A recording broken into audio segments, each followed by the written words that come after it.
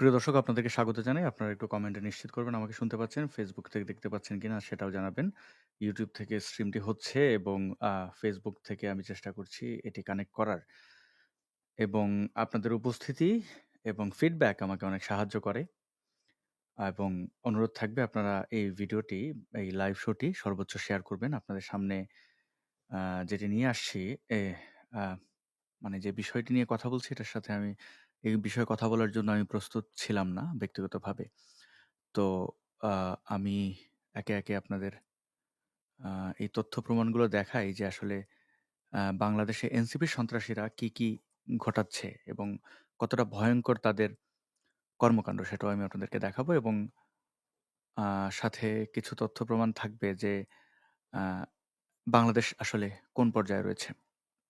চলুন আমরা একে সেই বিষয়ে যাচ্ছি। আপনারা আমাকে শুনতে পাচ্ছেন, দেখতে পাচ্ছেন। Facebook থেকে যারা দেখছেন তারাও একটু আমাকে নিশ্চিত করবেন যে আপনারা Facebook থেকে লাইভ স্ট্রিমটি দেখতে পাচ্ছেন কিনা। আমি শুধুমাত্র YouTube থেকেই আ স্ট্রিমটি হচ্ছে বলে মনে হচ্ছে। আমি একটু চেক করে নেই। আ Facebook টাতে আ হয়েছে কিনা লাইভ।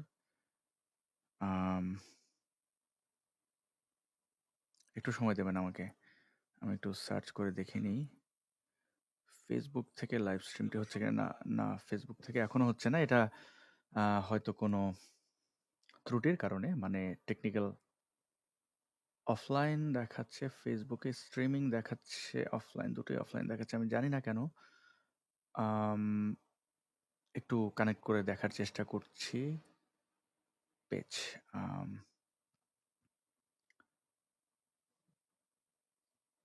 একটু সময় দেবেন। আমি ফেসবুক থেকে এটা কানেক্ট করে নেই। ওকে। আ অলরেডি আছে। কোনো একটা কারণে অফলাইন দেখাচ্ছে। ওকে, ফেসবুক থেকে আমি না হয় এই ভিডিওটি আপলোড করে দেব। আপনারা ফেসবুকে পরে দেখে নেবেন।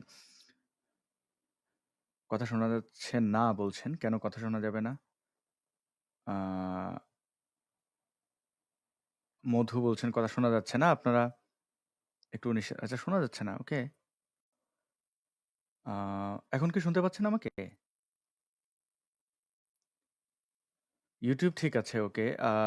একটু আমাকে নিশ্চিত করবেন কথা শোনা যাচ্ছে কিনা? আমি তো দেখতে পাচ্ছি আমার মাইক্রোফোন আউটপুট হচ্ছে। আ তাহলে কেন শোনা যাবে না? শোনা যাওয়ার কথা। আপনারা একটু আমাকে নিশ্চিত করেন, কেমন? জন্মদিনের শুভেচ্ছা জানাচ্ছেন অনেকেই। সাউন্ড কোয়ালিটি ভালো না বলছেন। এর কারণটা আমি একটু আ যাচাই করার চেষ্টা করি। আ রোডকাস্টার প্রো, হ্যাঁ, ঠিকই তো আছে। আমি একটু শোনা যাচ্ছে, ক্লিয়ার বলছেন।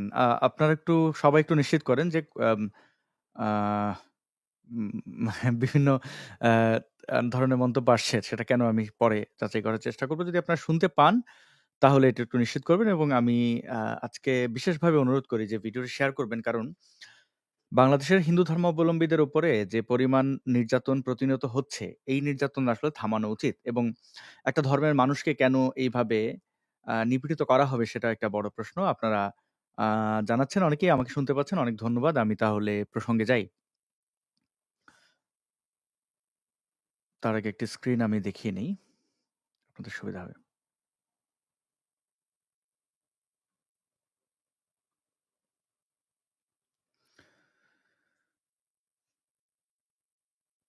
প্রিয় বন্ধুগণ, আপনাদেরকে স্বাগত জানাই। স্ক্রিনে দেখতে পাচ্ছেন সীতাকুণ্ডে আসাদ নূরের জন্মদিন উপলক্ষে পোস্ট শেয়ার ধর্ম অবমাননার অভিযোগে যুবক থানায় এবং এই যুবক বিজয় দেবনাথ, তাকে খুব জঘন্যভাবে প্রহার করেছে এনসিপির সন্ত্রাসীরা, ইউনূসের পেটোয়া বাহিনী এবং পরবর্তীতে তাকে থানায় নিয়ে গিয়ে জোর জবরদস্তির মাধ্যমে মিথ্যা অভিযোগের ভিত্তিতে গ্রেপ্তার করানো হয়েছে। তিনি হয়তো এখন জেল হাজতে রয়েছেন। আমি সর্বশেষ আপডেটস জানতে পারিনি। কেন তাকে প্রহার করেছে? জন্মদিনের শুভেচ্ছায় তিনি কি জানিয়েছেন? প্রথম কথা হচ্ছে যে বিজয় দেবনাথ, তাকে আমি ব্যক্তিগতভাবে চিনতাম না, কিন্তু এই মানুষটির সাথে যে অন্যায় হয়েছে সেটা শেষ আমি দেখে ছাড়ব। তার সাথে মব হয়েছে, মব সন্ত্রাসীরা গিয়ে তার প্রতিষ্ঠানে আক্রমণ চালিয়েছে। তিনি সীতাকুণ্ডে একটি কম্পিউটারের দোকান, মানে সীতাকুণ্ড বাজারে একটি কম্পিউটারের দোকান পরিচালনা করেন। সম্ভবত প্রিন্ট করা বা আসলে কম্পিউটার ব্যবহার করে তিনি কি করেন, ব্যবসাটা আসলে কিরকম, ইলেকট্রনিক্সের দোকান কিনা আমি জানি না। কিন্তু তার উপরে তার প্রতিষ্ঠানে গিয়ে হামলা চালিয়ে বেধড়ক নির্যাতন তাকে করা হয়েছে এবং যেটা বললাম পরবর্তীতে মিথ্যা মামলা দিয়ে জেলে পাঠানো হয়েছে। তার অপরাধ একটাই, তিনি আমাকে জন্মদিনের শুভেচ্ছা জানিয়েছেন। কেন তিনি আমাকে জন্মদিনের শুভেচ্ছা জানালেন? প্রথম কথা হচ্ছে যে গত ৮ আগস্ট আমার জন্মদিন ছিল। সারা বাংলাদেশ সহ পুরো পৃথিবীর বাংলাভাষী মানুষ, অবাঙালি মানুষের কাছ থেকে আমি জন্মদিনের শুভেচ্ছা পেয়েছি।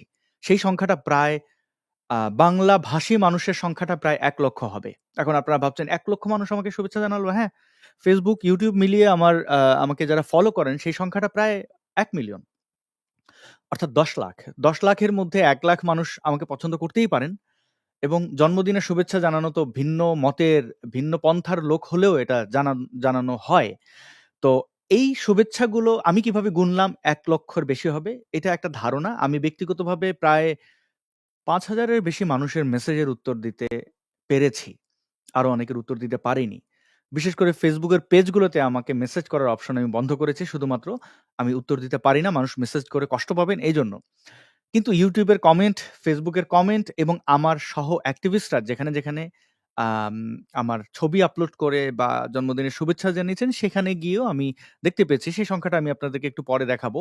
এটা একটা আনুমানিক ১,০০,০০০ এর বেশি মানুষ আমাকে শুভেচ্ছা জানিয়েছেন এবং এটি গত বছরের তুলনায় প্রায় ৫ গুণ। তার মানে মানুষ আমাকে ভালোবাসছেন। আমার প্রতি তাঁদের আস্থা তৈরি হয়েছে এবং এই শুভেচ্ছা জানানো মানুষদের মধ্যে প্রায় ৮০ ভাগ মানুষ নাম দেখে মনে হয় তারা মুসলমান অথবা ইসলামিক ব্যাকগ্রাউন্ডের। এখন আপনি ১,০০,০০০ মানুষকে অ্যারেস্ট করবেন, পেটাবেন? এইভাবে কি ভালোবাসা থামানো যায়? যায় না। সীতাকুণ্ডের এই বিজয় দেবনাথকে স্থানীয় এনসিপির সন্ত্রাসীরা পিটিয়েছে কারণ তারা বলছে আসাদ নূরকে তিনি কেন সমর্থন করেন? তিনি এটি ইনস্টাগ্রামে আমাকে মেনশন করে একটি পোস্ট করেছিলেন এবং এই ইনস্টাগ্রামের পোস্টটি আ আবার পোস্ট বললে ভুল হবে, এটি ছিল স্টোরি এবং সেই স্টোরিতে এই ছবিটি ব্যবহার করেছেন। আ কেন এই ছবিটি ব্যবহার করেছেন? এই ছবিটির শানে নুজুল বা এটার আসলে মহত্ত্ব কি, বিশেষত্ব কি? আমি আপনাদেরকে বলছি। তো আমাকে একজন মানুষ পছন্দ করবেন কেন? এটা তো তার ব্যক্তি স্বাধীনতা, তাই না? সেজন্য তো আপনি তাকে মারতে পারেন না। আর হিন্দু ধর্মের মানুষরা, বৌদ্ধ ধর্মের মানুষরা, বাংলাদেশের খ্রিস্টান ধর্মের মানুষরা আমাকে অনেকেই পছন্দ করেন, শ্রদ্ধা করেন। এর কারণ আমি তাঁদের অধিকারের জন্য কথা বলি এবং এই কথা বলাটা আজকের নয়। প্রায় ১ যুগ ধরে আমি এই কথাটা বলি। আমার দিক থেকে স্বার্থ কি? আমি কেন কথা বলি? আমি কথা বলি নিপীড়িত মানুষের পক্ষে। যারা সংখ্যায় কম বলে নির্যাতনের শিকার হন, ধর্মীয় সন্ত্রাসীরা বাংলাদেশে বিশেষ করে ইসলামপন্থী সন্ত্রাসীদের অবস্থা তো আপনারা জানতে পারেন। তারা কিভাবে সংখ্যায় যারা কম, যারা দুর্বল তাদের উপরে নির্যাতন চালায় এই ধর্মীয় সন্ত্রাসীরা এবং আমি যেহেতু দুর্বলের কমিউনিটির অর্থাৎ আমি ধর্মীয় সংখ্যালঘুদের মধ্যে একজন। অর্থাৎ আপনি যদি ওইভাবে বিচার করেন ধর্মের দিক থেকে তাহলে হিন্দু, বৌদ্ধ, খ্রিস্টানদের চেয়েও বাংলাদেশের নাস্তিকরা বিপদে।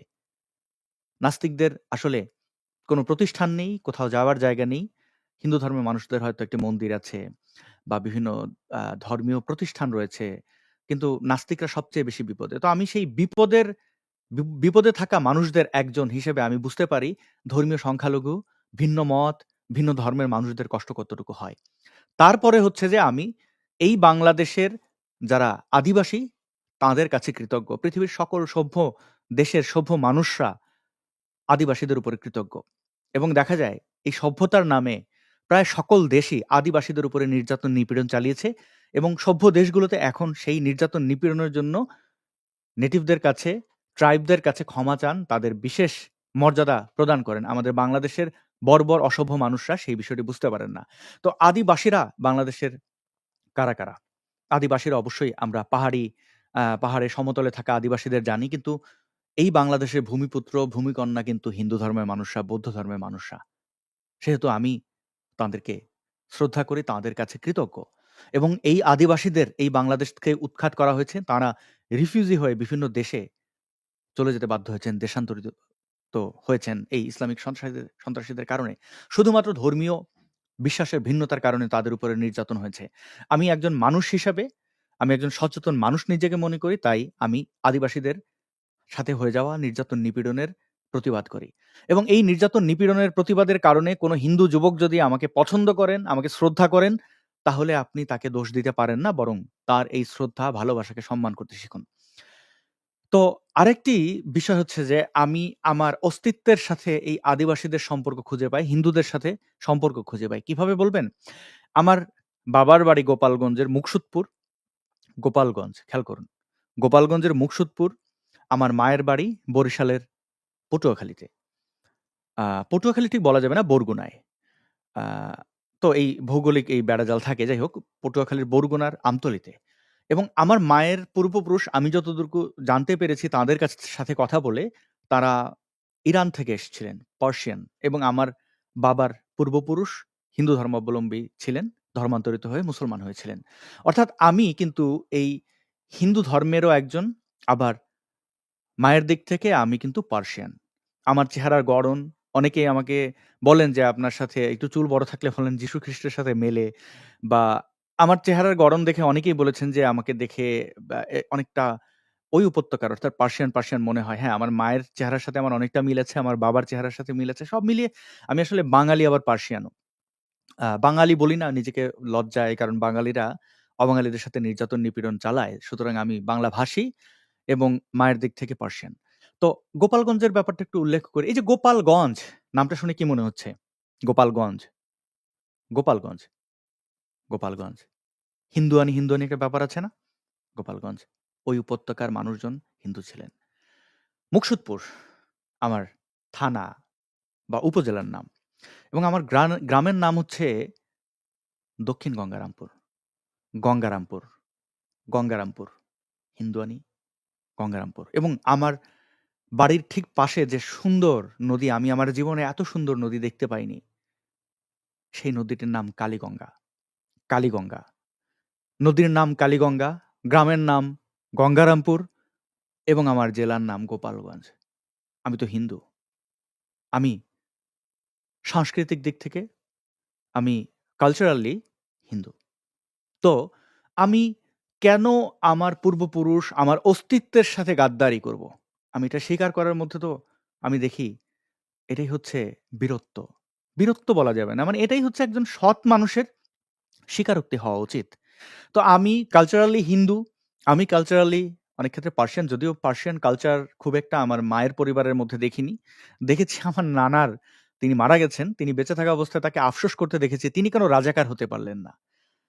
পাকিস্তানি হানাদার মিলিটারিরা কেন ওই উপত্যকায় গেল না? মানে নদীগুলো তো জালের মতো খাল, গাং, এ কারণে ওইখানে পাকিস্তানিরা যায়নি। তিনি আদর্শিকভাবে রাজাকার মনা ছিলেন এবং তিনি সেই সময় হজ করতে গেছেন।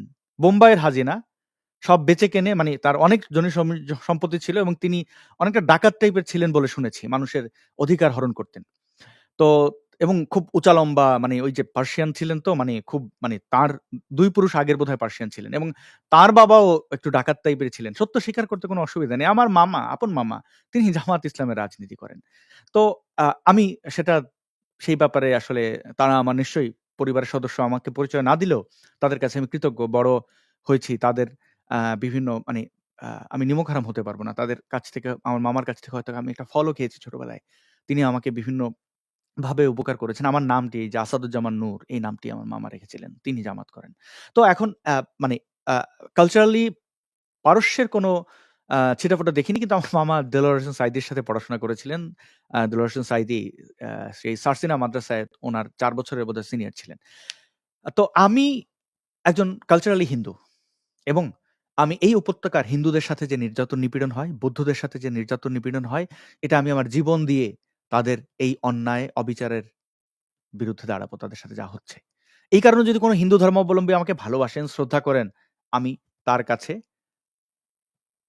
মাথা নত করে কৃতজ্ঞতা জানাই এবং আমি আমার সর্বোচ্চটুকু দিয়ে এই কাজটি করব।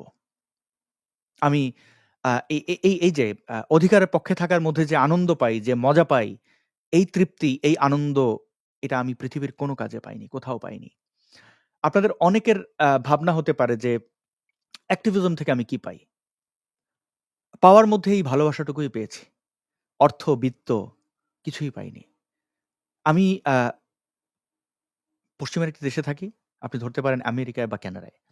তো আমি এই দেশে থাকছি, তারপরে অ্যাক্টিভিজম করছি। এটা কিন্তু খুব সহজ কাজ নয়। কারণ এখানে জীবিকার ব্যয় খুব বেশি। খুব বেশি বলতে খুব বেশি।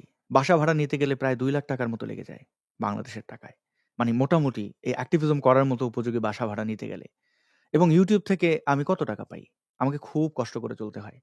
আপনাদের যাদের আত্মীয়স্বজন আছেন ইউরোপে, আমেরিকা বা কানাডায় খোঁজ নেবেন যে এখানে আসলে কামলা দিলে মানে দিনমজুরের কাজ করলে প্রত্যেক মাসে $৩,000-4,000 মিনিমাম ইনকাম করা যায়। মানে কোনো যোগ্যতা লাগবে না, শুধু কায়িক পরিশ্রম। এবং ওই যে $3,000 $4,000 প্রায় তো ৳৩-4 লাখ টাকা, তাই না? তো YouTube থেকে কি আমাকে এই টাকাটা দেয়? আমি কেন আমার ব্যক্তি জীবনে শ্রম ওইভাবে মানে উপার্জন বাদ দিয়ে অ্যাক্টিভিজম করি? অনেকে ভাবতে পারেন যে আচ্ছা আপনি অ্যাক্টিভিজম করেন, এখানে আপনি অনেক লাভবান হন। না ভাই, আমি বরং ব্যক্তিগত জীবনে এই সময়টা দিলে, আমি যদি এটা উপার্জনের ক্ষেত্রে এই সময়টা দিতাম, আমি অনেক বেশি আর্ন করতে পারতাম। আমাকে এইভাবে মানে এইভাবে সারভাইভ করতে হতো না যতটা কষ্ট করে আমি সারভাইভ করি। হ্যাঁ, চাকচিক্য আপনি দেখতে পান। কারণ আমি চেষ্টা করি যেন সুন্দরভাবে আপনাদের কাছে আমার কথাগুলো তুলে ধরতে পারি। আমি চেষ্টা করি যেন আ আপনারা এই ভিডিও অ্যাক্টিভিজম এ কোনোভাবে বিরক্ত না হন। তো প্রিয় বন্ধুগণ, আমি যেটুকু পেয়েছি এই আমার পুরো অ্যাক্টিভিজম জীবনে অনেক কষ্ট করেছি। জেল খেটেছি, নিজের পাসপোর্ট হারিয়েছি, দেশান্তরিত হয়ে মানবেতর জীবনযাপন করেছি। স্টেটলেস অবস্থায় ভারতে এত দীর্ঘদিন লাথি উষ্ঠার মধ্যে ছিলাম এক কথায়। আমি মানে রাষ্ট্র হিসাবে ভারতের কাছ থেকে তেমন কোনো কিছুই আমি আ সুবিধা কিছুই আমি পাইনি। বরং খুবই কষ্ট করেছি। তারপরেও আমার ভারতের মানুষদের উপরে কোনো ক্ষোভ নেই। তারা আমাকে কেন আমার দেশ যেখানে পাসপোর্ট কেটে নিয়েছে, তারা আমাকে কেন সুযোগ সুবিধা দেবে? ওই বিবেচনায় আমার কোনো ক্ষোভ নেই। হিন্দুদের কাছ থেকে অনেক আমি ক্ষতিগ্রস্ত হয়েছি। অনেক ক্ষতিগ্রস্ত হয়েছি। কিন্তু সেই বিষয়টি আমি ব্যক্তিগতভাবে আমি কোনোদিন বিবেচনা করিনি। আওয়ামী লীগের কাছ থেকে আমি মারাত্মক ক্ষতিগ্রস্ত হয়েছি। কিন্তু মানে যে ক্ষতিগ্রস্ত হওয়াটা আপনারা সবাই জানেন। কিন্তু আমি আওয়ামী লীগের উপরে কোনো প্রতিশোধ নেইনি তাদের দুঃসময়ে। আমি এই অধিকারের জন্য কথা বলতে গিয়ে আমি ভেতরে তৃপ্তি পাই এবং আমার জন্ম সার্থক আমার মনে হয়। আমার এখন ৩৪ বছর বয়স। আমি আমার জীবনে যতটুকু মানুষের ভালোবাসা পেয়েছি, তা যদিও ভালোবাসার চেয়ে অনেক গুণ ঘৃণা ইসলামপন্থীদের কাছ থেকে পেয়েছি। ইসলামিস্টরা যারা আ সন্ত্রাসবাদে বিশ্বাস করে, সে সকল ঘৃণার কাছে আমার এই ভালোবাসা আমি আপনাদেরকে ভাষায় বোঝাতে পারব না। আমি সকল মানুষের কাছে কৃতজ্ঞ, যারা আমাকে ভালোবেসেছেন। যারা ঘৃণা করেছেন, তাদের কাছেও কৃতজ্ঞ। আপনি ঘৃণা করে হলেও আমার কথাগুলো হয়তো শুনেছেন। আজকে আপনি ঘৃণা করছেন, কাল আপনি বুঝতে পারবেন। যদি আমি সৎ থাকি, যদি আমি আমার জায়গায় আমি ঠিক থাকি, আপনি বুঝতে পারবেন যে আমার উদ্দেশ্য কি, আমি কি চাই। তো প্রিয় বন্ধুগণ, সেই এত বিস্তারিতভাবে বলার কারণটা হচ্ছে, আমাকে একজন হিন্দু যুবক পছন্দ করেন। কারণ হয়তো তিনি দেখেছেন কখনো আমি তাঁদের অধিকার নিয়ে কথা বলেছি। তাঁদের বলতে এই যে হিন্দু ধর্ম হিসেবে আমি কোন ধর্মকে তো আমি বিশ্বাস করি না। কিন্তু আপনি ধর্ম বিশ্বাস করার কারণে যদি নির্যাতিত হন, সেটা মুসলমান হলেও আমি আপনার জন্য জীবন দিয়ে দিতে পারি। এবং আমি পারি কিনা সেটা যতটুকু আমি প্রমাণ করতে পেরেছি, তার চেয়ে বেশি প্রমাণ করতে পারবো আমি বিশ্বাস করি। আমার নিজের প্রতি আমার বিশ্বাস আছে। তো এই যুবকের সাথে যে অন্যায়টা হয়েছে, আমি বাংলাদেশের যারা সচেতন মানুষ আছেন তাদেরকে অনুরোধ করব তাকে আইনি সহায়তা এবং তার জন্য যতটুকু পারেন আমার পক্ষ থেকে করবেন এবং আমি চেষ্টা করব সারা জীবন তার সাথে যে অন্যায়টা হয়েছে সেটি পূরণ করার। আমি আমার এই কথা রাখবো। কি অন্যায়টা হয়েছে, কতটুকু অন্যায় হয়েছে, সেটা যে কত বড় ভয়ংকর সেটা আমি আপনাদেরকে দেখাবো। এখন তিনি আমার একটি ছবি আ দিয়ে Instagram এর স্টোরিতে জন্মদিনের শুভেচ্ছা জানিয়েছেন। তিনি বলেছেন, "শুভ জন্মদিন ভাই আসাদ নূর, যে URL টা দেখছেন এটা আমার Instagram এর। সর্বদা সত্য ও সঠিকটা বলতে পারা নির্ভীক সৈনিক।" তিনি আমাকে এই কথাটি বলেছেন। আমি তার কাছে কৃতজ্ঞ। এবং এই ছবিটি নিয়ে ইসলামপন্থীরা তাদের যে মূর্খামি সেটি দেখিয়েছে। ইসলামপন্থী বলতে এরা এনসিবির সন্ত্রাসী এবং হিজবুত তাহরিরের সদস্য। আমি তাদের এই অবস্থান প্রমাণ করব। দেখেন এই ছবিটি ২০১৭ সালের। বিজয় দেবনাথ হয়তো এই ছবিটি দেখে রাফ অ্যান্ড টাফ হয় না? সিগারেটের ছবিটি দেখে মনে করেছেন যে এটা ভালো লাগছে আমাকে। আমি ব্যক্তিগত জীবনে সিগারেট বা কোন ধরনের ক্ষতিকর আ নেশাজাত দ্রব্য আমি প্রমোট করি না। এটি ২০১৭ সালে করেছি এবং আমি দেখেছি আমার একজন শুভাকাঙ্ক্ষী, আমার বোন নীনা আপা, তিনি আমাকে এই ছবিটি লিংক দিয়ে বলেছিলেন, "আচ্ছা তুমি সিগারেট-টিগারেট আপলোড করো কেন?" তো তাকে আমি বলেছিলাম, "আপা এটা ২০১৭ সালে।" অনেকেই এই সিগারেটে থাকা লেখাটি দেখতে পাননি। এই সিগারেটে থাকা লেখাটি আমার নিজের হাতের। আমি নিজে লিখেছি এবং এই লেখাটি হচ্ছে বিসমিল্লাহির রহমানির রাহিম। কেন এই বিসমিল্লাহ? আমি সেটি ক্যাপশনে লিখেছি। ২০১৭ সালের ২৬শে এপ্রিল আমি লিখেছি, "ইসলামপন্থীরা দাবি করেন যে বিসমিল্লাহ বলে বিষ খেলে নাকি সেই বিষ পানি হয়ে যায়। অপরদিকে ধূমপান মানেই বিষপান। বিসমিল্লাহ বলে সিগারেট খেলে কি হয় সেটা পরীক্ষা করে দেখা যাক।" আমি তো একজন ধর্মে অবিশ্বাসী লোক। এখন যদি বলেন কেউ যে বিসমিল্লাহ বলে এটা খেলে ওইটা হয়, আমি তো নিশ্চয়ই সেটি পরখ করব। আমি তো বিশ্বাস করব না, আমি যাচাই করব। এবং ধূমপান, বিষপান বলেছি, এখানে আমি সিগারেট প্রমোট করিনি। আমি ব্যক্তিগত জীবনে খুব চেষ্টা করি অ্যাক্টিভিজম যে জায়গাগুলো থেকে করি, অর্থাৎ আমার পেজ থেকে বা ইউটিউব চ্যানেল থেকে আপনারা কোথাও দেখতে পাবেন না যে আমি সিগারেট, মদ, আমি মদের ছবি দেই। হ্যাঁ, বিভিন্ন জায়গায় আড্ডায় যদি মদের গ্লাস থাকে, আমি ভন্ডামি করার জন্য সেটা লুকাইও না। আমি মাঝে, মাঝে মদ খাই। মাঝে, মাঝে সিগারেটও খাই। অকেশনালি। এবং আমি মনে করি এগুলো খুব খারাপ জিনিস। আপনারা যারা আমাকে মানে এবং এই ছবিগুলো যদি কোথাও আপলোড করি, সেটা কিন্তু আমার ব্যক্তিগত প্রোফাইল আসাদুজ্জামান নূর নামের যে ভেরিফাইড প্রোফাইলটি আছে সেখানে, এবং আমার হয়তো Instagram এ আমি আপলোড করি। কিন্তু চেষ্টা করি এগুলো এভয়েড করার। কিন্তু অনেকজনের সাথে একটা সুন্দর মুহূর্ত ছবি তুলেছি।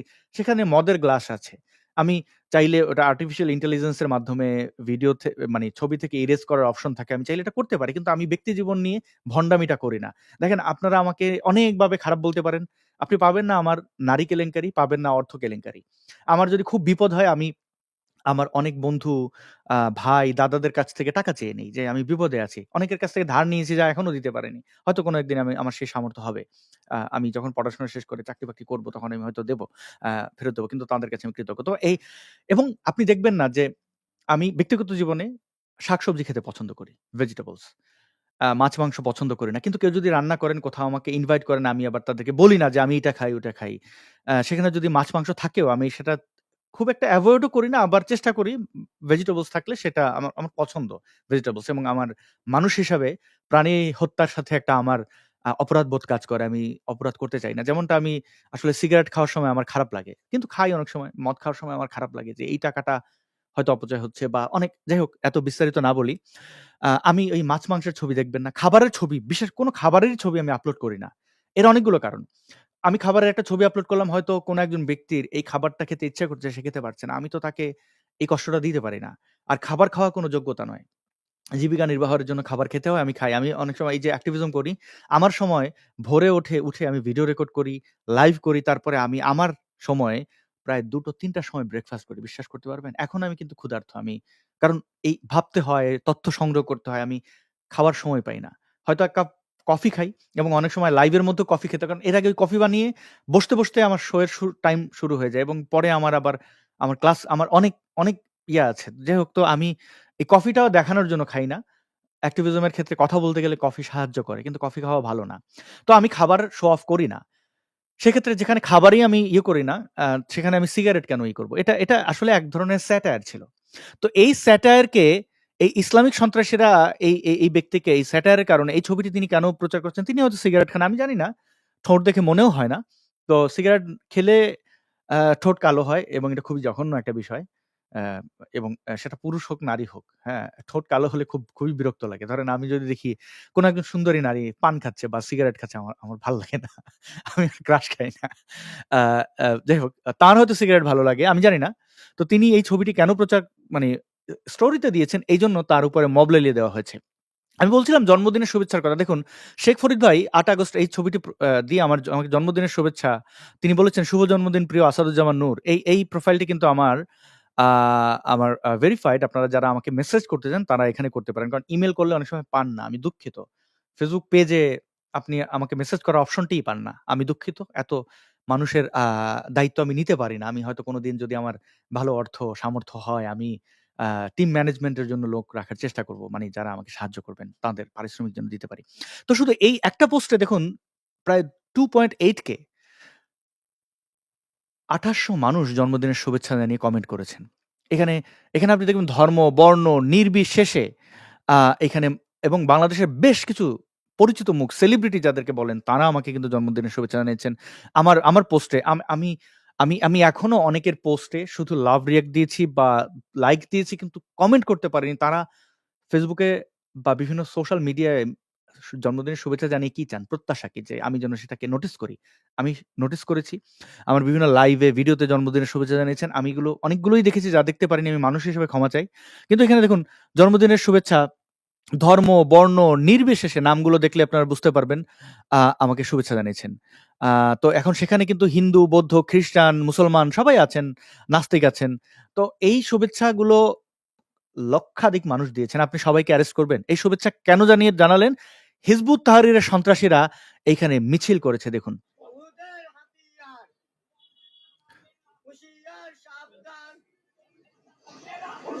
version.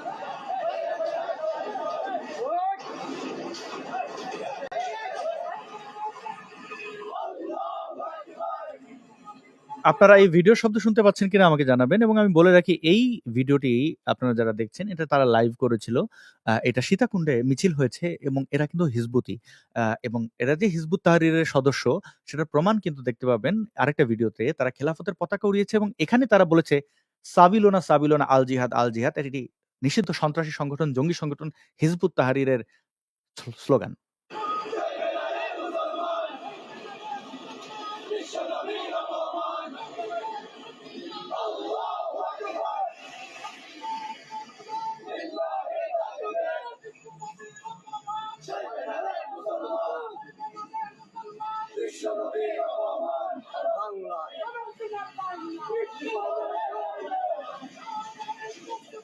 Allahu Akbar. Allahu Akbar.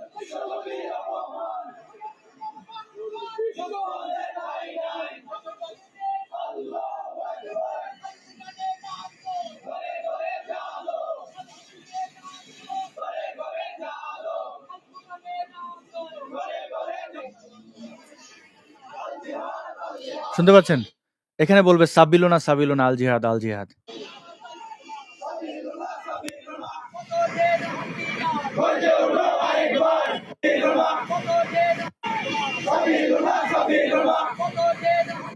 সাবিলোনা সাবিলোনা আল জিহাদ আল জিহাদ। এই ইসলামিক সন্ত্রাসীরা যে হিজবুত তাহরীরের, সেটি আবার আমি দেখাচ্ছি কয়েকটি ভিডিও। এরা কিভাবে বিজয় দেবনাথের উপরে নির্যাতন চালিয়েছে সেটির একটা প্রমাণ এখানে। আরেকটু বলে রাখি, আপনারা ডেসক্রিপশন একটি টুইটের লিংক পাবেন বা এক্স অ্যাকাউন্ট থেকে, আমার এক্স অ্যাকাউন্ট থেকে আমি একটি পোস্ট করেছি, আপনারা এটি রিটুইট করবেন। কারণ এই রিটুইট করার মাধ্যমে আমি আন্তর্জাতিক মহলে এটি জানাতে চাই যে ইউনূসের সন্ত্রাসী গ্যাং এনসিপি কিভাবে সন্ত্রাস চালাচ্ছে রাষ্ট্রীয় পৃষ্ঠপোষকতায়। এবং এখানে অনেকগুলো সন্ত্রাসীকে দেখাবো যাদেরকে আপনারা চিনতেন না, যারা এই ইউনূসের গভর্নমেন্টে বসে আছে, যারা একসময় মানবতার ফেরিওয়ালা ছিল, যারা বিভিন্ন হিউম্যান রাইটস অর্গানাইজেশনে কাজ করেছে, তাদের মুখোশ আমি উন্মোচন করব।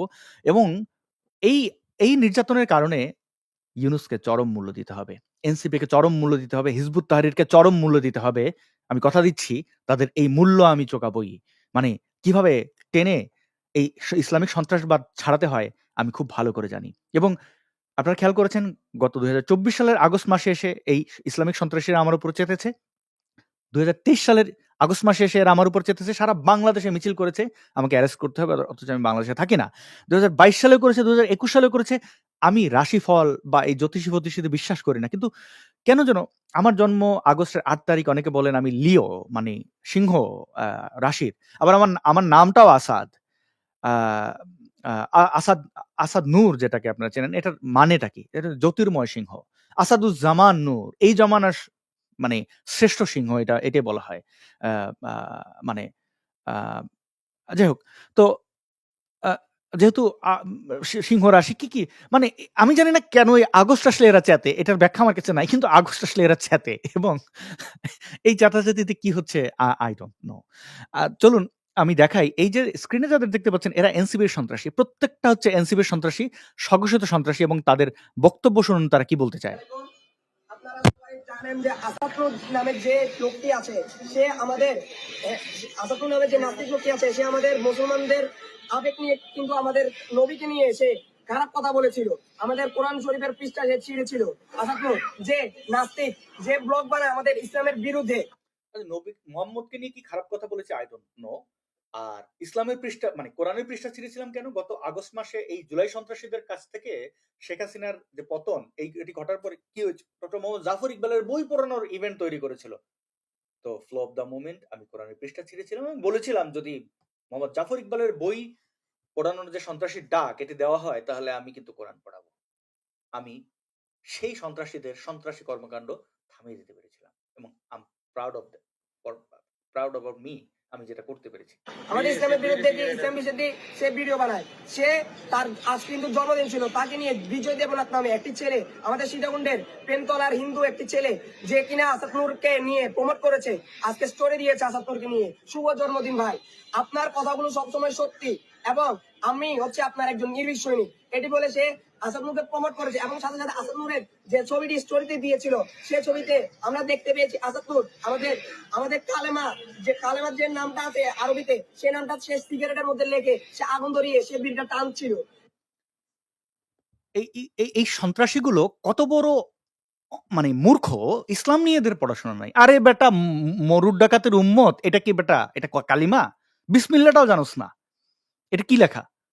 যারা ইসলামে মানে আরবি পড়তে পারেন, দেখেন তো এখানে কি লেখা। বা এই ছবিটা আপনি ডাউনলোড করে আপনি গুগল যে লেন্স আছে সেখানে আপলোড করেন, রিভার্স ইমেজে আপলোড করে দেখেন এখানে কি লেখা আছে, ট্রান্সলেটর দিয়ে দেখেন এখানে কি লেখা আছে, এবং জের জবর পেশ পর্যন্ত আছে।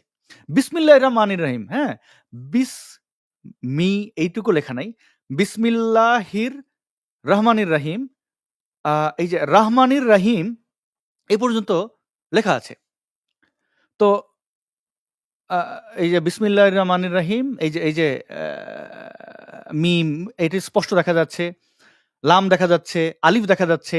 তো এই মূর্খের দল মরুর ডাকাতের উম্মতরা জানেও না যে এটা বিসমিল্লাহ, এটা কালিমা না। কালিমা তারা জিজ্ঞেস করলে সে কিন্তু ভালো করে বলতে পারবে না। চলেন আবার শোনেন ইসলামিক সন্ত্রাসী কি বলে। সে ছবিটা বিজয় দেবনাথ নামের ছেলে সে স্টোরি দিয়েছে জন্মদিন উপলক্ষে। সেই বিরুদ্ধে আমরা আজ সীতাকুণ্ডের মুসলমানেরা বিজয় দেবনাথকে তার নিজ দোকান থেকে আমরা গণধোলাই দিয়ে সীতাকুণ্ড থানায় সোপর্দ করেছি এবং সাথে সাথে সীতাকুণ্ড থানা পুলিশ ইনচার্জ অফিসারকে আমরা অনুরোধ করেছি যাতে এর সর্বোচ্চ শাস্তি দাবি করা হয়। এর সাথে সাথে আমরা আরো বলতে চাই, আমাদের আবেগ নিয়ে, আমাদের নবী নিয়ে যে কথা বলবে আমরা তাদেরকে ছাড় দেবো না। সীতাকুণ্ডে আমরা কিন্তু আজও দেখতে পাচ্ছি ইসকনের কিন্তু অনেক পাচার চলেছে। আমরা ইসকনকে সোজাসুজি বলে দিতে চাই, ইসকনের জায়গায় বাংলায় হবে না, ইসকনের জায়গায় সীতাকুণ্ডের মাটিতে হবে না। প্রিয় বন্ধুগণ, দেখলেন এই মব সন্ত্রাসীরা বিজয় দেবনাথকে যে প্রহার করেছে এবং সেটা খুব জঘন্যভাবে, সেটা কিন্তু তারা এখানে গর্বের সাথে বলছে। কোন বাংলাদেশে আপনি আছেন? এরা সবাই এনসিপির সন্ত্রাসী। এবং তারা আরেকটি ভিডিওতে এই যে গোপন কথা নামের করেছে, মানে কত বড় অসভ্য বর্বর, আর বলছে ইসকন সন্ত্রাসী। ইসকন সন্ত্রাস ঘটিয়েছে কিনা, আমি এই সন্ত্রাসীদের সন্ত্রাস নিয়ে ইমরান বিন বশির ভাইয়ের একটি ভিডিও দেখেছি, খুব দারুণভাবে তিনি বলেছেন। সেখানে তিনি প্রশ্ন করেছেন যে ইসকন সন্ত্রাসী কিনা আমি তো জানি না, আমার সাথে তো ইসকন কোনোদিন সন্ত্রাস কর্মকাণ্ড ঘটায় নাই, কিন্তু ইসলাম যে সন্ত্রাস ছড়ায় সেটা আমি জানি, আমি ভিকটিম। তো আমারও একই প্রশ্ন, আরে ভাই ইসকন আমি পছন্দ করি না, কারণ এরা তাদের অনুসারীদের ব্যক্তিগত জীবনে অনেক ধরনের ঝামেলা পাকায়, এটা করতে পারবে না, ওইটা করতে পারবে না, এই করো সেই করো, কিন্তু তাদেরকে আমি সন্ত্রাসী বলতে পারি না, তাদের আমি কুসংস্কারাচ্ছন্ন বলতে পারি। এবং তাদের লক্ষ্য উদ্দেশ্য কি, কোথায় সন্ত্রাস ছড়িয়েছে, এমন কোনো ডেটা আমার কাছে নাই। তো একজন যদি ইসকনের সমর্থক হন সেটা তো অপরাধ নয়, কিন্তু তারা দেখেন এটাকে কিভাবে বলছে। উপস্থিত আছি সীতাকুণ্ড বাজার বিজয় দেবনাথের বিষয়ে কিছু এই সন্ত্রাসী তার নাম বলবে, ওর শাস্তি এই বাংলাদেশেই হবে, এবং এখানে যতগুলো ছিল এদের শাস্তি যে কি হবে, এবং ইউনূস আন্তর্জাতিকভাবে কি যে ময় আকারটা খাবে, এটা এরা বুঝতে পারছে না এখনো। আওয়ামী লীগের আমলে হাসান মাহমুদ একজন মিনিস্টার ছিলেন, ইনফরমেশন মিনিস্টার, পরবর্তীতে তিনি পররাষ্ট্র মিনিস্টার হয়েছিলেন, তাকেই চবর্গীয় করি নাই, আর এরা তো পোলাপান, দুধের গন্ধ মুখ থেকে যায় নাই। ওয়ালাইকুম, আমি নাফিস হাসান ইফতি, সীতাকুণ্ড ছাত্র সমাজের ছাত্র প্রতিনিধি। আমরা গতকাল এক বিজয় দেবনাথ নামের একটি ছেলেকে থানায় দিয়ে এসেছি, যে কিনা আমাদের রাসূল আলাইহিস ইসলামকে নিয়ে, যে আসাদ নূর নামে একটি ব্যক্তি যে আমাদের রাসূল আলাইহিস ইসলাম নিয়ে কটূক্তি করেছিল, আমাদের কোরআনের পৃষ্ঠা ছিঁড়েছিল। গতকাল তো জন্মদিন ছিল বিজয় দেবনাথ ছেলেটা, তখন তাকে নিয়ে একটা পোস্ট দেয় যে ভাই আপনি সবসময় যা বলেন তা সত্য, আপনি সত্য বলার একজন নির্ভীক সৈনিক, এটি বলে তাই পোস্ট দেয়। সে সত্য বলার একটি নির্ভীক সৈনিক মানে হচ্ছে যে আসাদ নূর হচ্ছে একজন ব্লগার, সে সবসময় আমাদের ইসলামের বিরুদ্ধে ব্লগ তৈরি করে, ইসলামের বিরুদ্ধে কথা বলে, সে ইসলামের ছাড়া অন্য কোনো নিয়ে কথা বলে না, সে ইসলামের বিরুদ্ধে কথা বলে, তার ওই কথাগুলোকে সে সত্য বলে প্রমোট করেছে। এবং তার সাথে সাথে আসাদ নূর যে ছবিটা সে স্টোরিতে দিয়েছিল, সেই স্টোরিতে আমরা দেখতে পেয়েছি আসাদ নূর তখন একটা সিগারেট খাচ্ছিল, সেই সিগারেটের মধ্যে আমাদের কোরআনের আয়াত লেখা ছিল, কোরআনের আয়াত দেখে সে সিগারেটটা টানছিল। এগুলো যখন আমরা দেখি তখন আমরা সকালবেলা বিজয় দেবনাথকে তার দোকানে খুঁজতে যাই, তখন সে ছিল না। বিকেলে যখন আমরা পাই তখন আমাদের সাথে আরো মুসলিম ভাই সেহুদার মতো বলতে হয়, কত বড় মূর্খ চবর্গীয়, আর মানে আমার না মানে গালি দেওয়ার জন্য যোগ্যতা লাগে, এদের ওই যোগ্যতাটাও নেই। মানে এদের কি বলবো, একটু আগে বললো এই সন্ত্রাসীটাই, কিন্তু এর নাম ইফতি, এ বলছিল ওইখানে নাকি কালিমা লেখা, এখন বলতেছে কোরআনের আয়াত লেখা। আরে বেটা বিসমিল্লাহ কি বোনেরা ভাইরা ছিল, তখন তাকে সবাই মিলে একটা গণধোলাই দিয়ে তাকে থানায় দিয়ে আসে। থানায় দিয়ে আসার পর তার নামে ওই আমাদের অফিসার ইনচার্জ স্যার মনে হয় তার নামে একটা শৃঙ্খলা ভঙ্গের একটি মামলা করে আজকে সকালে মনে হয় চালান দেওয়া হয় কেন্দ্রীয় কারাগারে। তো তখন আমরা যখন তাকে গণধোলাই দিই, তখন আমরা তার নামে অনেক প্রমাণ পেয়েছি। গণধোলাই দেওয়ার সময় তার মোবাইলটা কিন্তু একটা ছাত্র ভাইয়ের কাছে ছিল। ছাত্র ভাই তো গণধোলাই দিয়েছে। গণধোলাই বুঝতে পারেন? গণধোলাই মানে এটা এই মব সন্ত্রাসীরা এই কাজটি করেছে এবং তাদের এই স্বীকারোক্তি তাদের জন্য কি যে হবে এটা তারা বুঝতে পারছেন এবং তাদের যারা ওস্তাদ রয়েছে, তাদের যারা মানবতার ফেরিওয়ালারা এই এনসিপির সন্ত্রাস ছড়ানোর জন্য এই কাজটি করছে, তাদের কি হবে সেটি আপনারা দেখতে পাবেন। আমি তাদের অন্যায়ের শাস্তি দেব। কোনো প্রতিশোধ বা কোনো ব্যক্তি আমার ক্ষমতার ব্যবহার আমি করব না। প্রিয় বন্ধুগণ, এই ইউনূসের সন্ত্রাসীরা এখন অনেক বেশি আতঙ্কিত আমাকে নিয়ে। এর কারণ আপনারা ইশতেহারের ভিডিও যারা দেখতে পেয়েছেন, আমার চ্যানেলেও দেখতে পেয়েছেন, আমি এই মব সন্ত্রাসীদের কঠোর সমালোচক এবং আমি এই সমালোচনা আওয়ামী লীগের আমলে আওয়ামী লীগের বিরুদ্ধে করেছি। কারণ ক্ষমতায় থেকে অন্যায়কারীর কোনো ছাড় দেওয়া উচিত না। আমরা সবাই যদি এই ক্ষমতায় থাকা সন্ত্রাসীদের সমালোচনা করতাম, তাহলে ক্ষমতাবানরা বেপরোয়া হতো না। আর ক্ষমতায় থাকা ব্যক্তির সমালোচনার জন্য গার্ডস লাগে। দুর্বলকে যে কেউ আক্রমণ করতে পারে, ওটার জন্য কোনো যোগ্যতার দরকার হয় না। এবং আমি এই ধরনের সন্ত্রাসীদের সমালোচনা করে তাদের অন্যায় অবিচার তুলে ধরতে পেরে আনন্দ পাই, আমি মজা পাই যে আমি এই সমাজের নোংরা আবর্জনা নিয়ে আমি কাজ করছি এবং আমি আমার মাতৃভূমিকে ভালোবাসি। আমি আমার দেশের মানুষের মুক্তির জন্য, মাতৃভূমির মুক্তির জন্য কাজ করি। এটা আমার জন্য অনেক গর্বের। অনেক অ্যাক্টিভিস্ট, অনেক ব্লগার, অনেক ব্যক্তি নিজেকে পার নাস্তিক, বহু দাবি করা লোক পশ্চিমে যাওয়ার পরে তাদের বিলাসী জীবনযাপন দেখায়, তারা ব্যক্তি জীবন নিয়ে খুব শান্তিতে থাকে, ঘুরে বেড়ায়। আমি ভাই একটা প্রেমও করতে পারি না। এই সময়টা আমার নাই। আমাকে অনেকে বলে, ভাই আপনার তো 34 বছর হয়ে গেছে, একটা বিয়ে করেন। একটা বিয়ে কথা বলেন ভালোই লাগে, 4 টা বললে কি যে হইতো। কিন্তু এবং অনেক আমি হেটেরোসেক্সুয়াল মানে স্ট্রেট, তো সেক্ষেত্রে আমার তো নারীদের ভালোই লাগে। সেফুদার মতো আবার কচি, কচি সুন্দরী আমার ভালো লাগে না, আমি নবী নই। তো আমার ভালো লাগে, যুবতীদের ভালো লাগে। কিন্তু এবং আমি যেহেতু পশ্চিমে আছি এখানে মানে হয় না যে ওই আ আ যাই হোক, আমার ভালো লাগে কিন্তু আমি সেই প্রেমের সাহস পাই না। আমি কোনো ক্লাবে যেয়ে একটু নাচানাচি করব, হ্যাঁ? আ হুমায়ূন আহমেদের একটা নাটকে ছিল যে আমার জীবনে ২ টাই শখ। সেখানে ফারুক আহমেদ অভিনেতা, তিনি বলছিলেন যে আমি একদিন আরবে যেয়ে আল্লাহর মানে নবীর রওজা মোবারক জিয়ারত করব, আর হচ্ছে আমেরিকা যেয়ে ম্যাম সাহেবদের নাচানাচি দেখব। তো ম্যাম সাহেবদের নাচানাচি কাছাকাছি, মানে এগুলো তো এখানে অনেকটা উন্মুক্ত, কিন্তু সেই নাচানাচি দেখার মতো আমি সময় পাই না। এখন বলেন, ব্যক্তিজীবন ধ্বংস হয়ে গেছে। চুল দাড়ি পেকে যাচ্ছে। কিন্তু আমি সেই সময় পাই না কেন? মানে সময় পাই না, আমি কি এটা বাধ্য হয়ে করছি? না, আমি এনজয় করি। আমি এই মাতৃভূমি মুক্তির জন্য কাজ করতে আমি মজা পাই। আমি আনন্দ পাই, আমি উৎসাহ পাই। প্রতিদিন ঘুম থেকে ওঠার পরে আমি আমার বাংলাদেশকে নিয়ে ভাবি। এর চেয়ে আমি তো বলি এটা আমার কাছে খুব আনন্দই। যাই হোক, তো ব্যক্তি জীবনে অনেক শান্তিতে থাকতে পারতাম, আমি থাকি না। কিন্তু এই সন্ত্রাসীরা ভাবছে এত সহজে নিয়ে নিচ্ছে। জেল খাটালো ২ বছর, ৭-৮ বছর আমি নির্বাসিত। একটা আইডেন্টিটি কার্ড। আমি ১ম যখন আমাকে পশ্চিমের যে দেশটি আমাকে পার্মানেন্ট রেসিডেন্সি দিয়েছে, আমি কার্ড টিপে মিস্টার বিন দেখবেন একটা ক্রেডিট কার্ড দেখে এরকম করছিল যে আই হ্যাভ দ্য কার্ড। হ্যাঁ, মানে আমার এটা আছে। আমি মানে আহ, আমার মনে হচ্ছিল আমি সবাইকে দেখাই, এই কার্ডটা দেখাই যে আমি কিন্তু এখন স্টেটলেস নই। আমি কিন্তু এখন আইডিবিহীন নই। এই আইডি সমাজ তৈরি করেছে।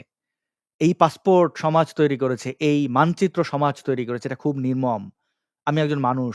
আমার নাম, আমার পরিচয় আছে। আমার চেহারা দেখে মানুষ আইডেন্টিফাই করতে পারে আমি অমুক। কিন্তু এই পাসপোর্ট, এই কার্ডের জন্য এই ভারতে আমি কি কষ্ট করেছি। ভারতের দ্বারে ঘুরেছি। মিনিস্ট্রি থেকে শুরু করে প্রেসিডেন্ট সবাইকে আমি চিঠি লিখেছি। আমি একজন সাধারণ মানুষ, আর কিই বা করতে পারি? আমি রাজনৈতিক আশ্রয়টুকুও পাইনি। যখন আমাকে এই সন্ত্রাসীরা ভারতের দালাল বলে, কি সব বলে হিন্দুদের, তখন আমার মজাই লাগে। ওয়েল, আমি যদি দালালি করতাম তাহলে বোধহয় পেতাম। কিন্তু সেটা তো আমার পক্ষে সম্ভব না। আর কোনো ডানপন্থী দলের তেল দেওয়া তো আমার পক্ষে আরো সম্ভব নয়। না বিজেপির, না তৃণমূলের। তো এই সন্ত্রাসীদের কথাবার্তা শুনলেন এবং আ এরা এই যে আহনাফ শাহরিয়ার একটাও, সব কটাকে আমি সব কটার আমলনামা বোঝেন তো? তো তাদের সন্ত্রাস আমি ছুটিয়ে দেব। এবার বলেন, আমি বিসমিল্লাহ বলে এই যে স্যাটারটা করেছি, এই স্যাটায়ারটা তো আমি ন্যায্যভাবে করেছি। কারণ দেখেন, এই ইসলামিক সন্ত্রাসীরা তারা বলে বিসমিল্লাহ পড়ার ফজিলত। দেখেন এখানে আপনি পাবেন। রাজিম এটি পাঠ করবে কোরআন কারীমের তেলাওয়াতের সময়। এজন্য আমাদেরকে আউযুবিল্লাহ পাঠ করতে বলা হয়েছে, যাতে করে আল্লাহ বলেছেন ইম্মা ইয়ানজা, যখন তোমার উপরে প্রভাব বিস্তার করবে, তোমাকে করতে যায় এই বিসমিল্লাহ। এজন্য প্রতিটি কাজে বিসমিল্লাহ বলার মাধ্যমে শয়তানি থেকে, দুষ্ট জিনের প্রভাব থেকে। আচ্ছা, ইয়া হয় ওষুধ খেলে কি যেন, ওষুধ খাওয়ার আগে বিসমিল্লাহ। কথা বুঝতে পারছেন? কিন্তু এরকম কোন দোয়া নবী করিম আল্লাহ শাফি আল্লাহ কাফি আল্লাহ মাফি বলে না, এটা মাফ ভালো কথা। আল্লাহ কাফি আল্লাহ মাফি, আল্লাহ শাফির মানে তো আমার দোয়া নবী করিম সাল্লাল্লাহু আলাইহি ওয়াসাল্লাম হাদিস দ্বারা প্রমাণিত হয়েছে বলে আমার জানা নাই যে ওষুধ খাওয়ার সময় এরকম কোন দোয়া। অন্য সব কিছুতে যেরকম বিসমিল্লাহ, এটা শুরুতেও কি বিসমিল্লাহ। ঔষধ সেবার সময় বিসমিল্লাহ পড়লে আচ্ছা, বিসমিল্লাহ পড়লে এটা সবকিছুতে, মানে আমাদের বাঙ্গু মোমেনরা তো ওই যে মাদ্রাসার বলৎকার বাহিনী, এরা তো ছ্যাপ হাতে নিয়ে ওই কাজ করার সময় বিসমিল্লাহ বলে, যেন তার এই ধর্ষণে বরকত হয়। এই বাংলাদেশে এত মোমেন, 90% মোমেন, তারা ঘুষ খাওয়ার সময় কিন্তু বিসমিল্লাহ বলে। তারা বিসমিল্লাহ বলেই সবকিছু করে। বিসমিল্লাহ বলে হস্তমৈথুনও করে, বিসমিল্লাহ বলে পর্ন দেখতেও যায়, পর্ন দেখে ওখানে কমেন্টও করে কে কে আজকে নামাজ পড়েছেন। আপনারা এই বিভিন্ন পর্ন সাইটে এই কমেন্টগুলো দেখেছেন, এগুলো নিয়ে অনেক মিমও হয়েছে। তো বিসমিল্লাহ তারা সব জায়গায় বলে। আরে ভাই, আমি একটা খারাপ জিনিস খাওয়ার সময় বিসমিল্লাহ বইলা টেস্ট করছি যে এই বিসমিল্লাহর বরকতটা কি। এইবার হচ্ছে এই যে এনসিপির সন্ত্রাসীদেরকে আপনারা দেখলেন, এই যে এই ছেলেটা দেখতে পাচ্ছেন কত বড় জিহাদি, এ কিন্তু এই মব ভায়োলেট করেছে। আচ্ছা, সম্ভবত রিপাবলিক বাংলা ভারতের একটি চ্যানেল, ওরা বোধহয় এটা ইয়ে করেছে। এই দেখেন, এই জিহাদি সন্ত্রাসীরা খেলাফতের পতাকা উড়াচ্ছে।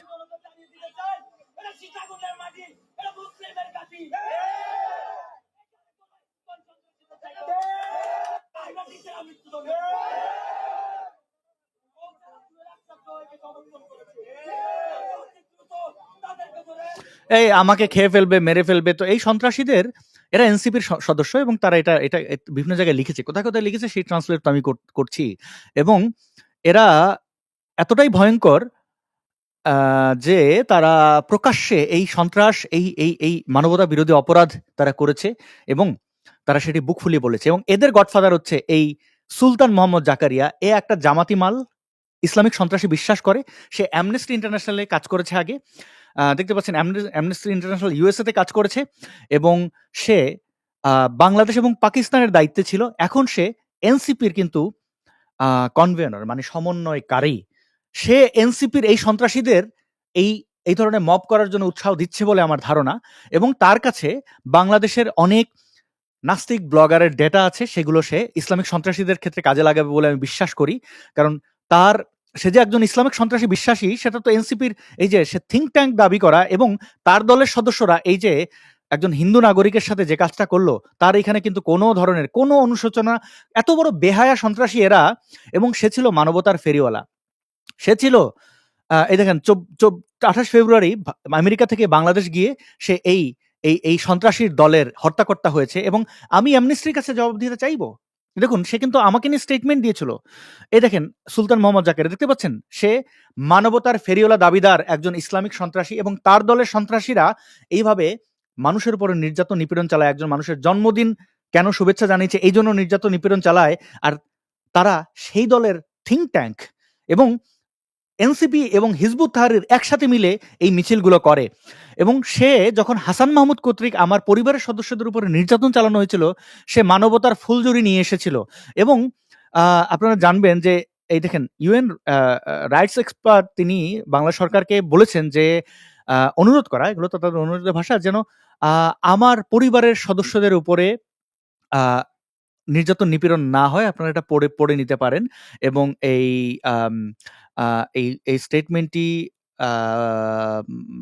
মানে প্রেস রিলিজ এসছিল আহমেদ শাহিদের পক্ষ থেকে, স্পেশাল রিপোর্টার ইনি জাতিসংঘের, এবং ওএসসিএইচআর এর সাথে তিনি কাজ করেছেন। ওএসসিএইচআর হচ্ছে জাতিসংঘের হিউম্যান রাইটস উইং। এবং আপনারা দেখবেন আমার ব্যাপারে জাতিসংঘের একটি 12 পৃষ্ঠার স্টেটমেন্ট আছে।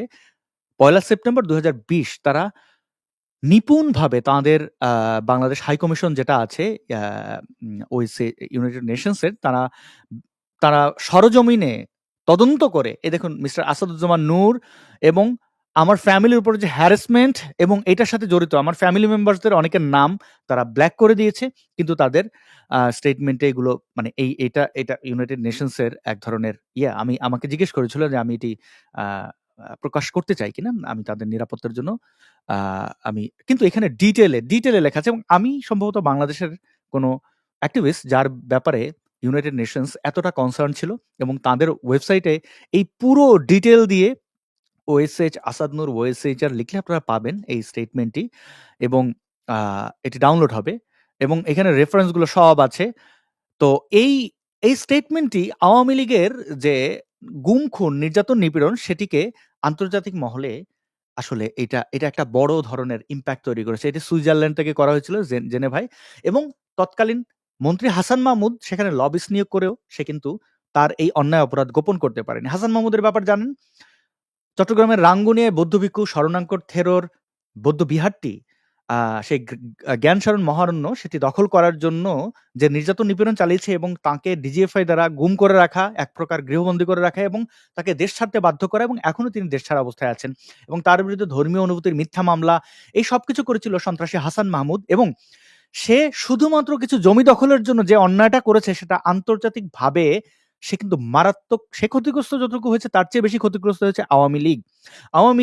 আওয়ামী লীগের এমপি, মন্ত্রীরা যে সাধারণ মানুষের উপরে নির্যাতন নিপীড়ন ঘটায় এটি জাতিসংঘ কিন্তু তারা জানতো এবং পরবর্তীতে জামাত শিবির এটাকে আরো ফুলিয়ে ফাঁপিয়ে জানেন ওরা তো হচ্ছে যে মানে গুপ্ত দল। ওরা হচ্ছে ইসলামের ভাষায় মুনাফিক। ওরা করে কি নাস্তিকদের কোনো বিষয়েও তারা নিজেদের স্বার্থে কাজে লাগে। ওদের উপরে নির্যাতন নিপীড়ন আরো অনেক ডেটা জাতিসংঘকে দিয়েছে।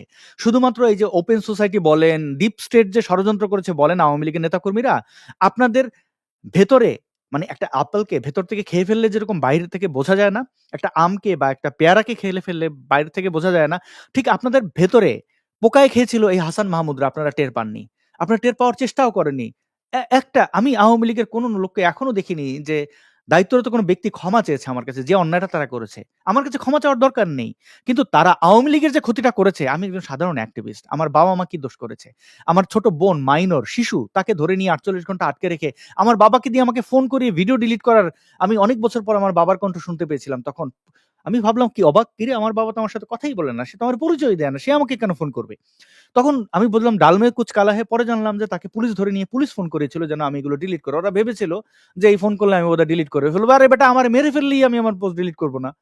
এই যে লাইভ করছি এখন এসে যদি ইসলামিক সন্ত্রাসী চাপাতি নিয়ে বলে তুই ক্ষমা চা। নো, মেরে ফেলো আমাকে। কিন্তু আমি আমার আ নৈতিক জায়গা থেকে সরে আসবো না। আমার যেটা অর্জন, আমি যেটা বুঝতে পেরেছি সেখান থেকে সরে আসবো না। এখন যদি আল্লাহকে আমি স্বপ্ন দেখি, মানে স্বপ্ন দেখলে তো বিশ্বাস করবোই না। সে এসে যদি কোনোভাবে তার অস্তিত্বের প্রমাণ দেয় বা ভগবান এসে বা যিশু এসে, যে কেউ এসে তাহলে না হলে আমি যদি তাদের সমালোচনা করেও থাকি, সেটার জন্য আমি দুঃখ প্রকাশ করব। মোহাম্মদ যদি আমার সামনে এসে কেরামতি দেখাইয়া দেয়, আমি নিশ্চয়ই তাকেও দুঃখ প্রকাশ করব, তার আল্লাহকে দুঃখ প্রকাশ করব। কিন্তু এইভাবে পিনাকির মতো তো আমি বলব না যে আমি এখন আস্তিক হয়ে গেছি। নো, ভন্ডামি আমার দেয়া হবে না। তো আওয়ামী লীগের এই সন্ত্রাসের কারণে তাদের এই কাজগুলো যখন আন্তর্জাতিকভাবে করেছে তখন এই ডিপ স্টেট বলেন আর যাই বলেন, আন্তর্জাতিক চক্রান্ত আপনারা আওয়ামী লীগাররা বলেন, যাই বলেন না কেন, এগুলোর তো ভাই ভিত্তি দিয়েছে এই কাজগুলো। কি দরকার ছিল আমার সাথে এই অন্যায়টা করার? কি দরকার ছিল শরণাঙ্কর থেরোর মতো একজন বৌদ্ধ ভিক্ষুরা তো নিরীহ হয়। এবং হাসান মাহমুদ কত বড় অকৃতজ্ঞ, ও বড় হয়েছে বৌদ্ধবিহারে থেকে, খেয়েছে পড়েছে বৌদ্ধবিহারে। আমার দেশের এই নেতাগুলো কতটা খারাপ দেখেন। স্টিভ জবস তিনি তার অ্যাপেলের গুরুত্বপূর্ণ ইভেন্টে দাঁড়িয়ে বলেছিলেন যে তিনি কিন্তু হিন্দুদের একটা টেম্পল থেকে খাবার খেয়েছেন দূরে গিয়ে। মানে ইসকনের যে মন্দির ছিল, ইসকনের মন্দির বা গুরুদুয়ারা থেকে খাবার দেওয়া হয়। বৌদ্ধ ভিক্ষুদের বিহার থেকে খাবার দেওয়া হয়। এখানে ধর্ম বর্ণ দেখা হয় না। কি দারুণ কাজ। তো সেটা স্বীকার করে আর হাসান মাহমুদ কত বড় অকৃতজ্ঞ, সে বৌদ্ধ বিহারে থেকে পড়েছে, বড় হয়েছে, সেই বৌদ্ধ বিহার দখলে নিয়ে নেওয়া, সেই বৌদ্ধ ভিক্ষুকে তাড়িয়ে দিয়েছে। আরে বৌদ্ধ ভিক্ষু কোথায় সন্ত্রাস চালায় বাংলাদেশে বলেন? তো এই অকৃতজ্ঞ, এই বেঈমান, এই নিমক হারামরা, এই অন্ন ধ্বংসকারীরা আওয়ামী লীগের সাথে বেঈমানি করবে, তারা তো ঠিক আরামে আছে। কিন্তু হাসান মাহমুদ জানে না ওর জীবন আমি ধ্বংস করে দিতে পারি। বিপ্লব বড়ুয়া জানে না, বিপ্লব বড়ুয়া ওই আরেক গাদ্দার, ওই কাজ করেছে। ইন্ডিয়ান মিডিয়াকে আমার বিরুদ্ধে লেলিয়ে দেওয়ার চেষ্টা করেছে। ইন্ডিয়ান মাফিয়াদেরকে আমার বিরুদ্ধে লেলিয়ে দিয়ে আমাকে ওখান থেকে গুম করে নিয়ে যাওয়ার চেষ্টা করেছিল। আমি শুধুমাত্র আমার সততার কারণে বেঁচেছিলাম। যারা আমাকে গুম করতে দায়িত্বপ্রাপ্ত হয়েছিলেন তারা এসে আমাকে বলেছেন এবং আপনারা জানবেন মাফিয়ারা কখনো নিরীহ মানুষকে গুম খুন করে না। এবং আমাকে তুলে নিয়ে বাংলাদেশে পাঠিয়ে দেওয়ার অ্যাসাইনমেন্ট কাকে দিয়েছিল জানেন? যারা আওয়ামী লীগ করেন যারা অনেক কিছু জানেন তারা জানবেন সেই গৌর গোপাল সাহা। তিনি নিজে এসে সাউথ সিটি মলে এসে আমার সাথে দেখা করে বলেছিলেন, আসাদ তোমার ব্যাপারে আমি যখন খবর নিয়েছি জেনেছি তুমি আসলে এইসব ইয়েতে না। এবং তারা ভেবেছিল আমি বোধহয় কোনো এজেন্সির হয়ে কাজ করি। সেটা জেনে সে অবাক যে তুমি এত সাহস দেখাও কেমনে? কারোর সাথে কানেক্টেড না, কারো আশীর্বাদ তোমার উপরে নাই। না তুমি বিজেপি না তৃণমূল। এই বনের মহিষ তারাও কেমনে? এবং আরেকটি কথা বলেছিলেন যে আমি গৌরগোপাল সাহা, আমি হিন্দু নই। মানে তিনি তিনি ধর্মকর্মে ওইভাবে মানে বলছিলেন আমি তুমি হিন্দুদের অধিকার নিয়ে কথা বলো এইজন্য যে আমি তোমাকে বাঁচালাম এইজন্য না, তোমার সততার জন্য আমি তোমাকে, কারণ আমি অ্যাসাইন্ড হয়েছিলাম। তোমাকে কোনোভাবে বাংলাদেশ পাঠাতে হবে। এবং তারা বাংলাদেশে আ ভারতে কেউ চলে গেলে কিভাবে পাঠায় এটা যারা রাজনৈতিকভাবে আপনারা একটু বিজ্ঞ তারা জানেন। এবং এটাও জানেন যে বাংলাদেশ থেকে যত হরিদাস পালরা ভারতে পালিয়ে যায় বা যায় আশ্রয়ের জন্য, এই গৌরগোপাল সাহারাই গৌরগোপাল সাহা একটা নাম, এবং এই গৌরগোপাল সাহারা এখনো আছেন। এই যে বাংলাদেশে এত নেতাকর্মীরা আওয়ামী লীগের গেলেন ভারতে, তারা কাদের শেল্টারে আছেন? কারা তাদেরকে থিঙ্ক ট্যাঙ্ক বা এই যে বিএনপির এই যে আম কি নাম? সালাউদ্দিন, আ তো তিনি কোথায় ছিলেন আমি কি জানতাম না? তিনি কাদের মাধ্যমে ছিলেন? এই গৌরগোপাল সাহারাই রাখেন। এটা হচ্ছে পলিটিক্যাল শেল্টার দেওয়া। তো এবং ভারতের একটি খুব স্বনামধন্য পত্রিকা আ দ্য টেলিগ্রাফ, সেই টেলিগ্রাফের একজন খুব গুরুত্বপূর্ণ এডিটর তাকে এই বিপ্লব ব্যুরো অ্যাসাইন করেছিল। বিপ্লব ব্যুরো অ্যাসাইন করেছে আমার বিরুদ্ধে প্রোপাগান্ডা নিউজ করতে। সে নিউজ লিখে ফেলেছিল। খবর নিতে গিয়ে দেখে যে আগামী তো ওগুলো এটা না। তিনি প্রেস ক্লাবে বসে আমার সামনে বিপ্লবকে ফোন করেছিল। বিপ্লব আমার নামটা শুনে ফোনটা কেটে দিয়েছিল। "কিরে বিপ্লব, আমেরিকায়? তোরে রিপোর্ট করা আমার জন্য কোনো ব্যাপারই না।" কিন্তু আমি আমি মানুষের দুঃসময়ে প্রতিশোধ নেই না। এবং আমি ব্যক্তিগত ক্ষতিগ্রস্ত হওয়াটাকে প্রতিশোধ হিসেবে নেই না। তো তোমরা যে অন্যায়গুলো করেছো সেই অন্যায় মানে সেই অন্যায়গুলোর জন্য তোমাদের যে কতটুকু ভুগতে হবে তোমরা জানো না। তোমরা যদি মরে যাও তোমাদের পরিবারের সদস্যরা তোমাদের জন্য দুঃখ প্রকাশ করবে। এটা মনে রেখো। আমি যদি বেঁচে থাকি আর আমি যদি মরেও যাই এই শাস্তি তোমরা পাবে। তো যেটা বলছিলাম, তারা এই অন্যায় করেছে। ভারতের হাই কমিশন আমার বিরুদ্ধে স্টেটমেন্ট দিয়েছে আমি নাকি আইএসআই এর লোক। পাকিস্তানের কি গোয়েন্দা সংস্থার আমি নাকি লোক। সারা জীবন মুক্তিযুদ্ধের জন্য কাজ করেছি। রক্তে মিশে আছে মুক্তিযুদ্ধ।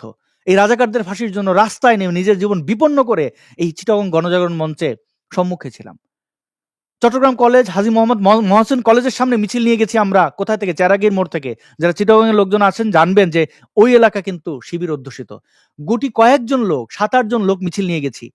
হাতে ছিল পতাকা শুধুমাত্র। মেরে ফেলতে পারতো, পরোয়া করি নাই। মুক্তিযোদ্ধাদের জন্য কি করি, কতটুকু তাদের লালন করি সেটা আপনারা জানেন। সে আমাকে বাংলাদেশ হাই কমিশন কলকাতা আমাকে বলেছিল আমি আইএসআই এর লোক, আমি পাকিস্তানের লোক। স্বরাষ্ট্রমন্ত্রী আসাদুজ্জামান খান কামাল সে সুবীর ভৌমিকের মতো একজন সাংবাদিককে আমার ব্যাপারে স্টেটমেন্ট দিয়েছিল। আপনারা দেখেন, আমি দেখাই। আ আ আপনারা জাস্ট গুগলে গিয়ে একটা লাইভ দেখাই।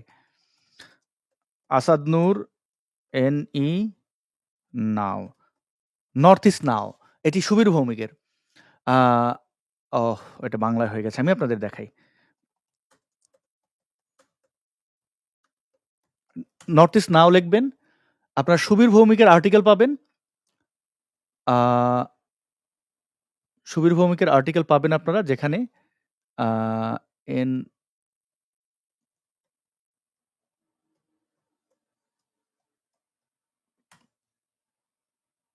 সুবীর ভৌমিকের আর্টিকেল পাবেন।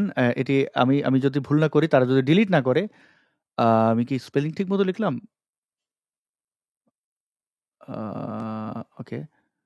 এখানে পাবেন। আমি সেটি হয়তো এটা ডেসক্রিপশনে দিয়ে রাখবো। সুবীর ভৌমিককে বাংলাদেশ হাই কমিশন থেকে বলা হয়েছে আমি পাকিস্তানের আইএসআই এর লোক, এবং সেখানে আসাদুজ্জামান খান কামাল বলেছেন আমাকে আমি নাকি আ আমি নাকি আ ইসলামিক সন্ত্রাসী কি সব বলেছেন।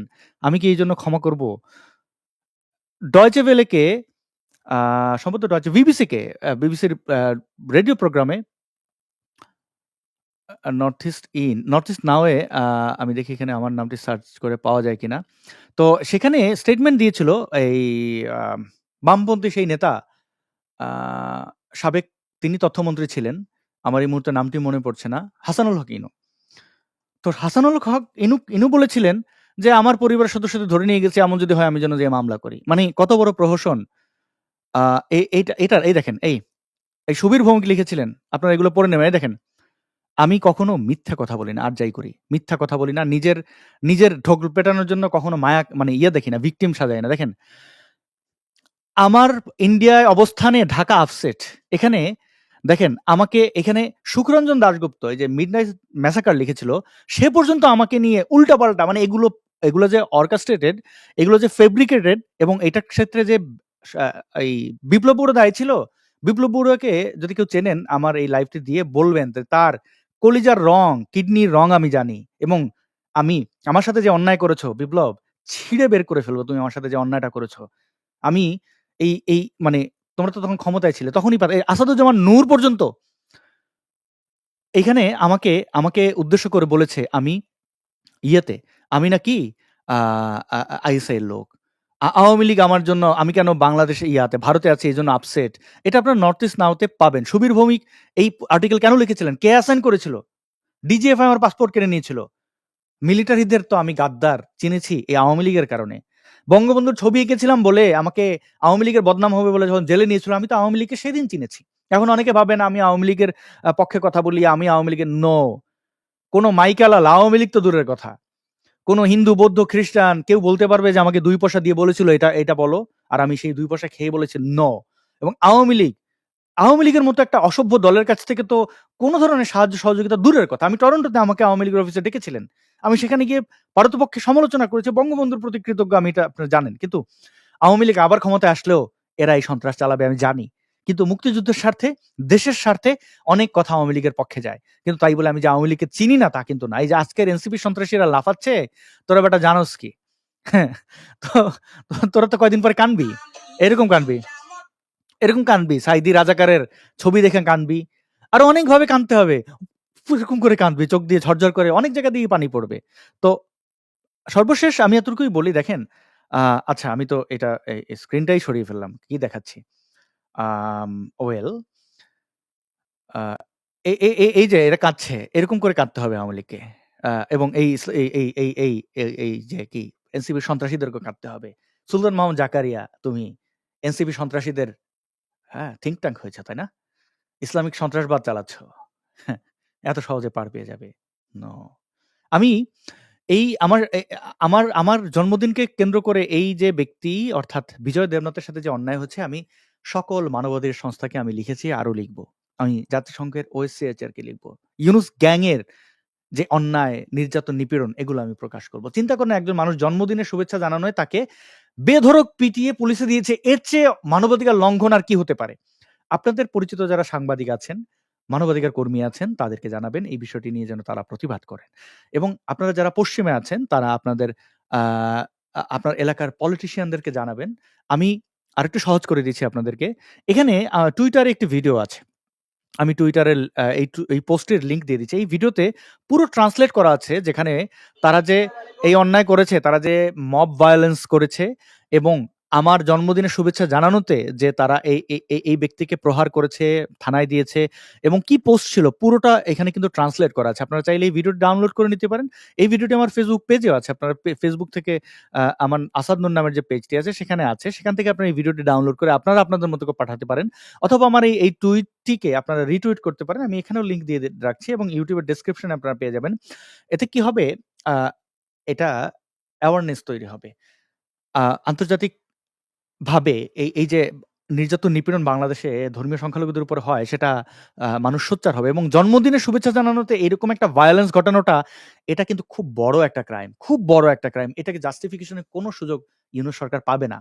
আপনি যে মত বা দলের হয়ে থাকেন না কেন, আপনার মধ্যে যদি মনুষ্যত্ব থাকে, তাহলে এই বিষয়ে আপনি সোচ্চার হন। আপনি এই ভিডিওটি ডাউনলোড করে আপনি কাউকে ইমেল করতে পারেন।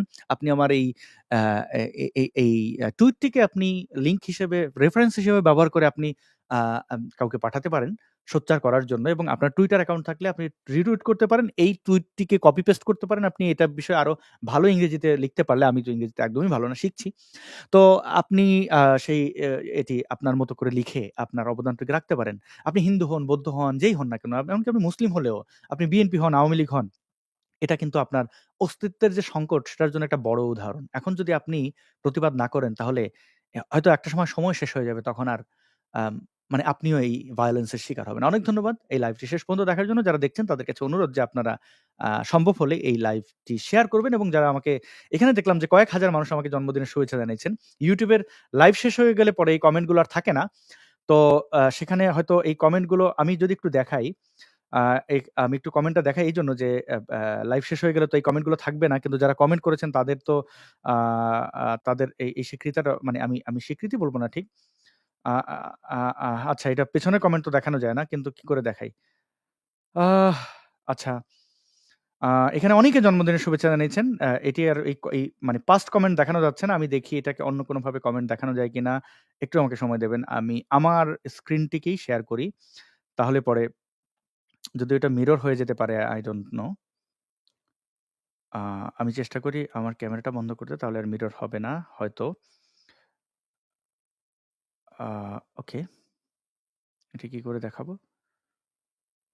এই কর্নারে দেখতে পাচ্ছেন জন্মদিনের শুভেচ্ছা আ প্রচুর মানুষ জানিয়েছেন। এইখানে জন্মদিন মানে শুভ জন্মদিন, শুভ জন্মদিন। এইখানে তো কয়েক হাজার মানুষ জানিয়ে ফেলেছেন এবং এই লাইভটি শেষ হলেও আমি জানি আরো অনেকেই জানাবেন। তো সকলকে ধন্যবাদ, কৃতজ্ঞতা আপনাদের কাছে এবং সেইটুকু শেষ অনুরোধ হচ্ছে আপনারা এই লাইভটি শেয়ার করতে পারেন। বিজয় দেবনাথের পাশে থাকুন। এই অন্যায় অবিচারের বিরুদ্ধে দাঁড়ান। শুভরাত্রি বাংলাদেশের দর্শকদের জন্য এবং যারা বিশ্বের অন্যান্য জায়গায় আছেন তাদেরকে শুভ সময়।